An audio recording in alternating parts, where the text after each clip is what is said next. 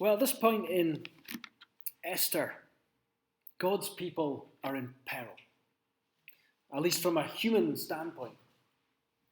There's agreement, as we've seen in the weeks preceding this one, an agreement has been made to have the people of God, the Jewish people living under Persian rule, annihilated, killed, destroyed, largely because of Haman whispering in the king's ear like the serpent in the garden, that they will be eliminated. This has been agreed. And the Jewish people, in response to this news going out throughout the kingdoms, as you can imagine, have been in mourning, lamenting, grieving, fasting, crying out to God. But we've seen that there is also hope. There's hope in the midst of this peril, in the midst of this looming annihilation, humanly speaking. Esther has gone before the king, has not yet made her request. Well, in chapter 7, but not yet made the request. But she's just simply managed to live going into the presence of the king, as many would be killed even going before him without being invited. She's gone before him saying, if I perish, I perish. But God has preserved her. Through that, she found favour in the eyes of the king. She has her plan now where she's requested that Xerxes and Haman come to another feast. On the other side of things, as Esther is planning and praying and seeking God, Haman is also planning his way forward. He thinks everything's going well for him. He's been invited to a feast, but he still sees Mordecai out there not giving him respect, not giving him honour, and so he's decided on the advice of others that he's going to have Mordecai killed. He's going to have him hanged. So he's got another request. He's got another plan up his sleeve. So there are two plans here, but ultimately it is the purpose of the Lord that will stand. It's the purpose of the Lord that will win the day. And here in chapter 6, what we see is that the people are in peril and they're crying out hopefully. Haman is still planning and scheming, but God is working out his plan and his purposes. We can see his plan, the ultimate plan, being worked out. Firstly, through his providence in the small things. And secondly, in his perfect timing. And the final thing we're going to see about God's plan is that it cannot be stopped. His plan is unstoppable. And we need to make sure that we are on his side, that we are following him and not trying to fight against him and kick against him foolishly. In those first 3 verses, I want us to think about God's providence, and particularly God's providence in the seemingly small and insignificant details. How his plan to save his people is being worked out in those ways as well as in the big and the miraculous and the seemingly big things in our lives. Verse 1 says that on that night, the king could not sleep. The king could not sleep. The same night that Haman has decided to make this request to the king, we are told that the king couldn't sleep. Now, this won't be unfamiliar to many of us. Sure, don't know how you are sleeper-wise. There can be different reasons for a lack of sleep. It could be anxiety and fear, some situation keeping you up at night, causing you sleeplessness. It can be a stage of life thing. People at my stage of life, we have children that wake up in the night and have to resettle them, but people at different stages of life tell me they just hit that point in life where sleep evades them. So I'm sure in the middle somewhere, there's somewhere where you actually just sleep like a normal person. But the sleeplessness can come for different reasons. You're too sensitive to the caffeine or whatever it might be, the light, something like that. But here we are told that the king cannot sleep. It doesn't really explicitly tell us why. And so, as so many of us do when we can't sleep, he looks for a way to help him sleep, something to distract him. Don't know what you do when you can't sleep. Many, unfortunately, scroll through phones, which probably just makes you more awake than you were in the first place, or pick up a book to read. This would be a common way of trying to get back to sleep, probably the best way in some ways, always a good idea. Well, Xerxes gets someone else to read to him. He could not sleep, and he gave orders to bring the book of memorable deeds, the Chronicles, and they were read before the king. Xerxes is not like us. He doesn't just pick up a book and read. He gets someone else to come and read to him. I would advise you, if you're married and you can't sleep, do not wake up your spouse and say, you need to read to me, okay? That's going to be, that will do your marriage no favours whatsoever. But he's one of these, got all these servants, these people that can come and read to him. And so they read this book of memorable deeds, the Chronicles. They were read before the king. This is not the first time we've come across this book in the book of Esther. If you flick over back to chapter 2, towards the end there, from verse 19, this instance we came across earlier when it says, now when the virgins were gathered together the second time, Mordecai was sitting at the king's gate. Esther had not made known her kindred or her people as Mordecai had commanded her, for Esther obeyed Mordecai just as when she was brought up by him. But in those days, as Mordecai was sitting at the king's gate, Bigthan and Teresh, two of the king's eunuchs who guarded the threshold, became angry and sought to lay hands on King Ahasuerus. And this came to the knowledge of Mordecai, and he told it to Queen Esther. And Esther told the king in the name of Mordecai. When the affair was investigated and found to be so, the men were both hanged on the gallows, and it was recorded in the book of the Chronicles in the presence of the king. That's been put there for a reason. The author put that there for a reason. God put that there for a reason. It's an interesting detail, but it's more than that. More than just a good thing that Mordecai did. Because when we get to verse 2 of chapter 6, as this same book is being read, see, and it was found written how Mordecai had told Bigthan and Teresh, two of the king's eunuchs, who guarded the threshold and who had sought to lay hands on King Ahasuerus. So Mordecai had heard about this, passed it on to Esther, and it had been recorded. And this is about 5 years later, I believe. And the author of the book tells us that author of Esther tells us that as the king hears about this, I don't know whether he's just forgotten or whether he just didn't really care at the time, but we noted back in chapter 2 how it was strange that Mordecai wasn't more decorated for this.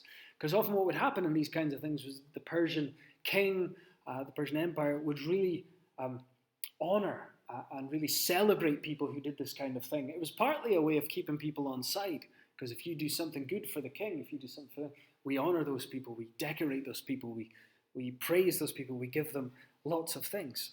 And so it was strange, it was unusual that Mordecai wasn't celebrated at the time in a proper way. There's an example of Xerxes' brother.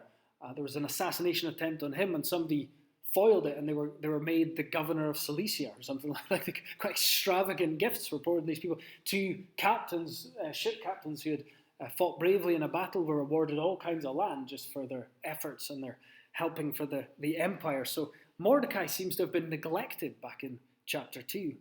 But maybe he was neglected then so that he might be raised up and exalted at a more important time, at a more necessary time for the people.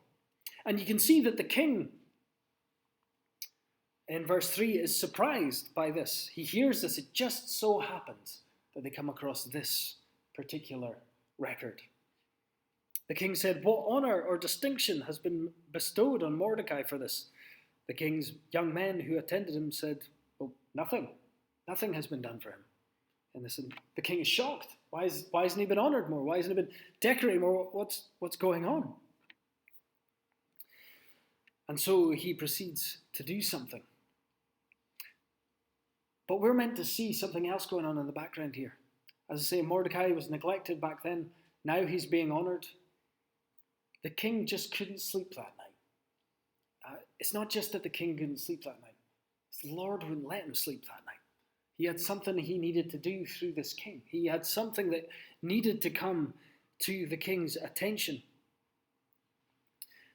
This is many of the commentators and the translators over the years. Apparently when it was translated from the Hebrew to the Greek, a lot of the translators actually translated it as not on the night the king could not sleep. On that night, they translated it, on that night the Lord took the king's sleep. They were so sure that this was something that the Lord was doing. That cannot be a coincidence. That just cannot be luck that this would happen at this time, and that he would just happen to come across this, which would then set the ball rolling on so many events that would end up in the salvation, of course, of Mordecai's life for one thing, but the salvation and protection of God's people and God's plans. I bet if we look back on our own lives, as Christians, we can see a few things along the way that maybe at the time seemed insignificant. It wasn't a Red Sea moment. It wasn't a walls of Jericho coming down. It wasn't the things that we tend to think of. It wasn't a literal storm being calmed for us. But those little moments, people that don't believe in a God would call it the butterfly effect moment, or just those little things that come our way, little conversations that we had, maybe when you became a Christian, on the lead up to the Christian. It kind of just so happened that it was that person at work that you knew that mentioned something, or you just happened to walk by a street preacher one day, or something happened in your life that provoked you to ask the questions about life, about what is this all about, or is there a God? Does it matter if there is? Does it matter to me? Those little moments along the way.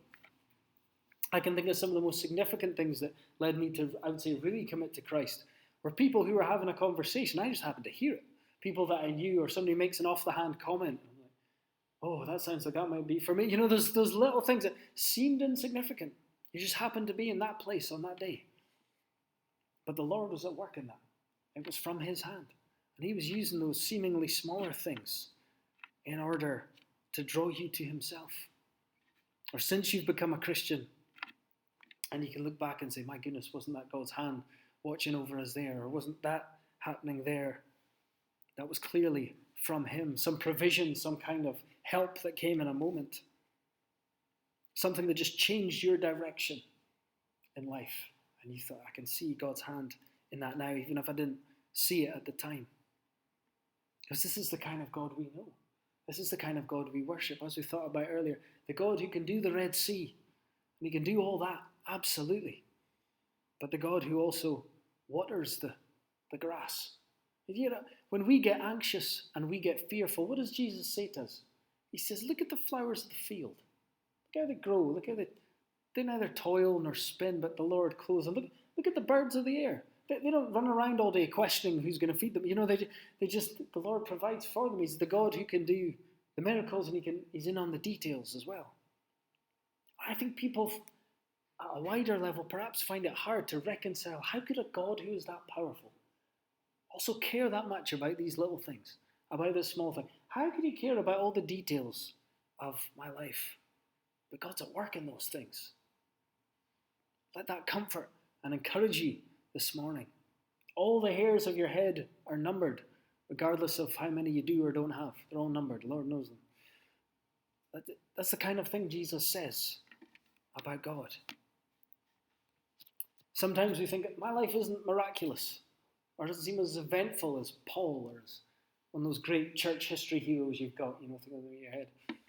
What an encouragement to know, well, it is, because the Lord is at work in you, even if it doesn't seem like in that kind of way. He's constantly working out his plans and his purposes. One of the commentaries I've been reading, going through Esther in this series I was reading this week, and she made a wonderful point, Karen Jobes, about how she said these people were living in the Persian Empire, where there's a plethora of deities. There's gods everywhere, all kinds of gods of worship. And that's often been the case throughout the world. As she said, any deity worth its salt can do the odd poxy miracle. Do you know what I mean? You go to Egypt and they can replicate things.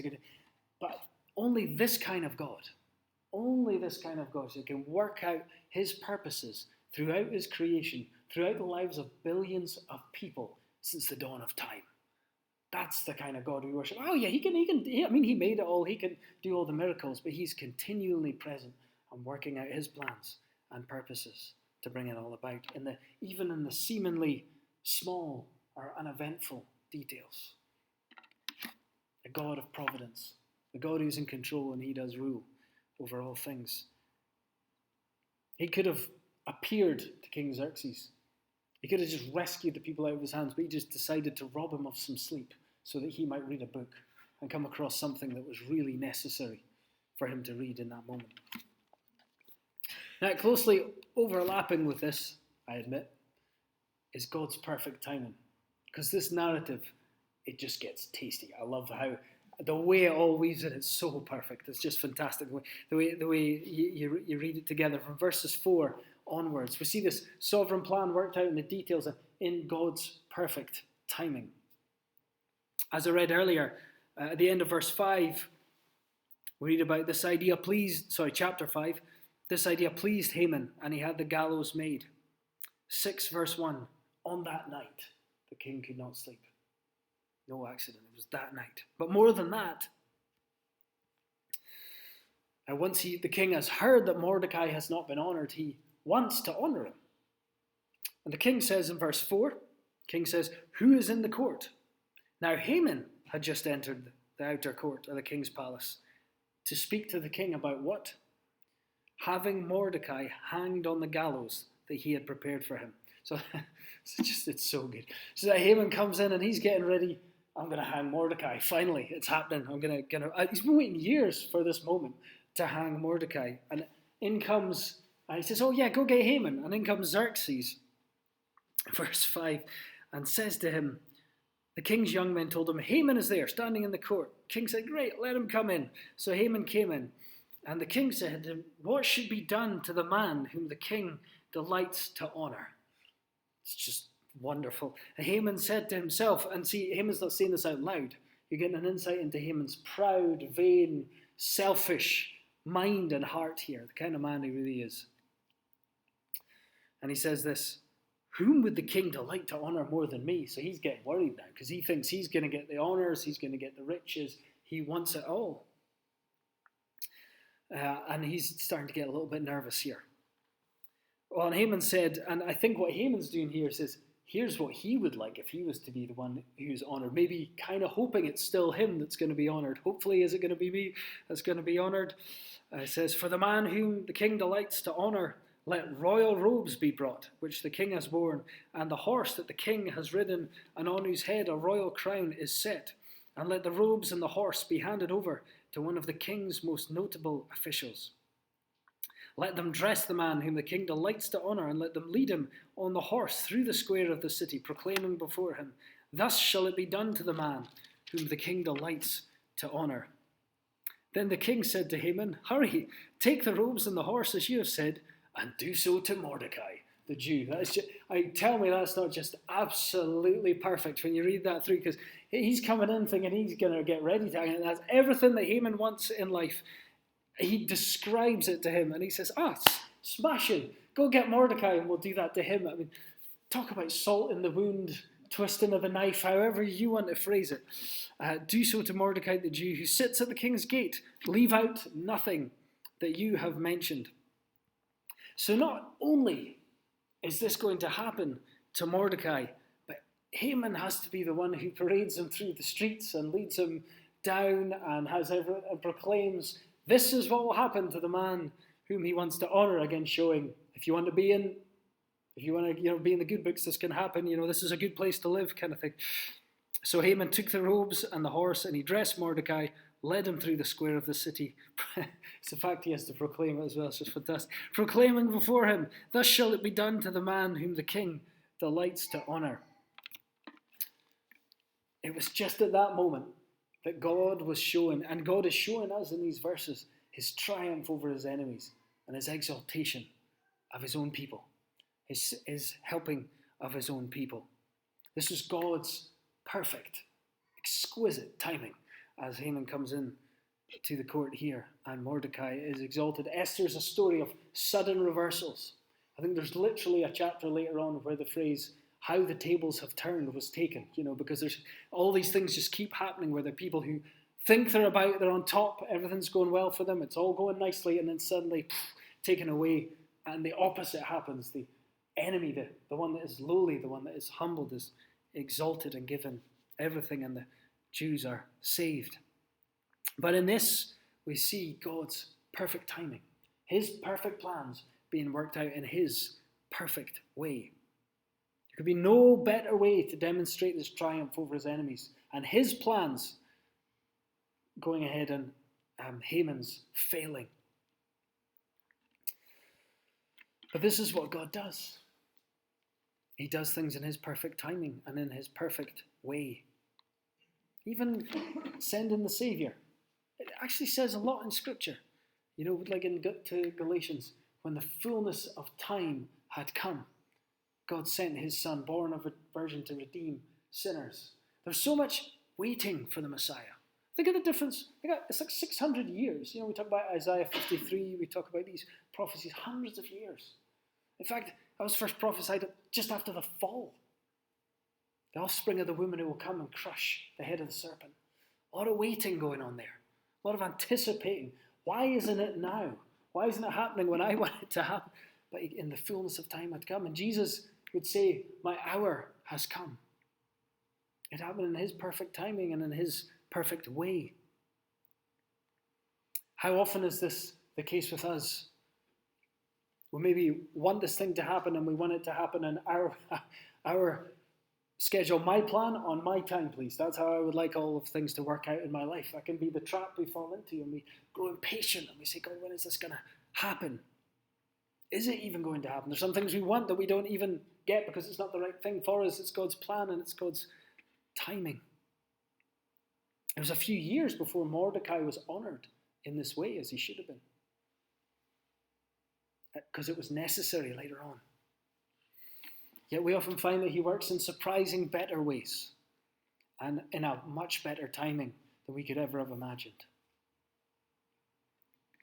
That answer to prayer that you're waiting on, with the way he opens and closes doors, he closes the door in our face and we think, what on earth was that about?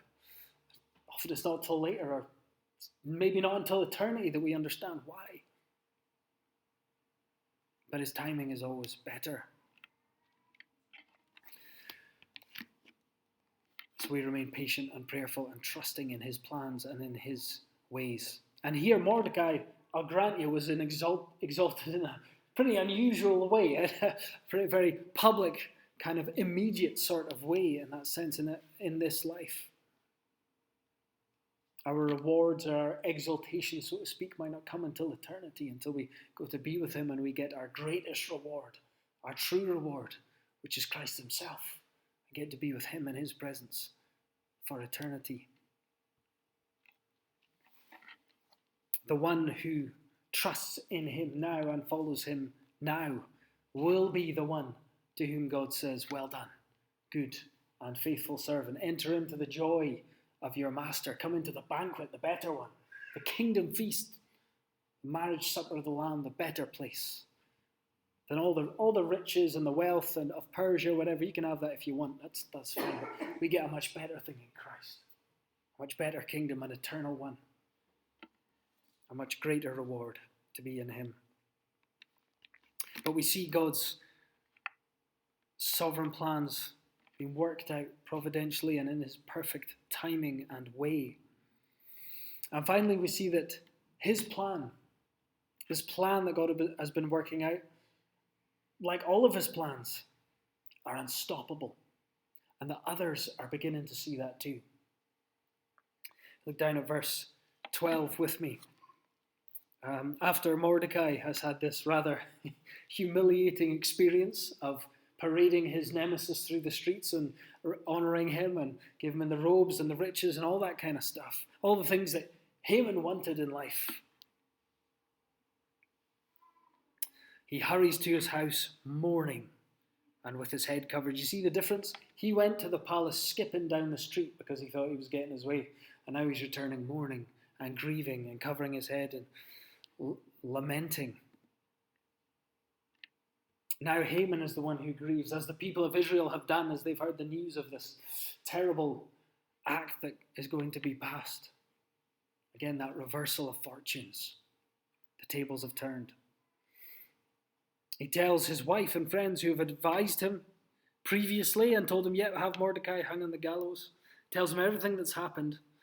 Then his wise men and his wife Zeresh said to him, if Mordecai, before you, whom you have begun to fall, is of the Jewish people, you will not overcome him, but will surely fall before him. It seems they're looking at these events, and maybe they've got more of an eternal perspective than we realize. They're seeing these things happen and go, this doesn't look good for you, Mordecai. Maybe there is something in this God. Maybe there is something in this one that they worship, this one that they know. That maybe he is more powerful than we've given him credit for. Maybe this people have a God behind them who is greater than we think. Maybe it's foolish to try and resist this God and to fight against him. Like Paul before his conversion, when God encounters him and says, why do you kick against me? Why do you fight against me? It's foolish. It's pointless. Paul's raging against God. And God stops him in the middle of the road and there's a foolishness in trying to fight against me. It's that psalm that talks about, the Lord laughs in the heavens as the nations and his enemies gather against him. Like, what are you doing? What are you doing? This isn't a fight that you can win. Perhaps they're beginning to see this now.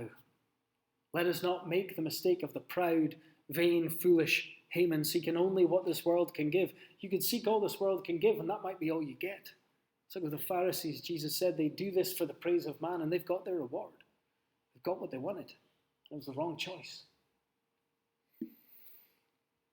Not fight against him and his plans and his ways.